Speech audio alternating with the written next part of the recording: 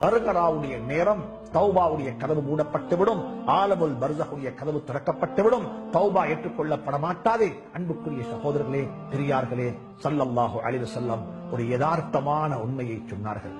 தமூதூன comma தஈஷூன், எப்படி வாழுகிறீர்களோ அப்படித்தான் மௌத்தும் உங்களை வந்து சேரும். சுப்ஹானல்லாஹ். குர்ஆனுடைய திலாவத்திலும் அல்லாஹ்வுடைய பெயரை சொல்லிக் கொண்டும் நல்லதை பேசிக்கொண்டும் வாழ்ந்திருப்போம் என்றிருந்தால் அதே நிலையில் தான் எங்களுடைய மரணத்தை நாங்கள் சந்திப்போம் இன்ஷா அல்லாஹ்.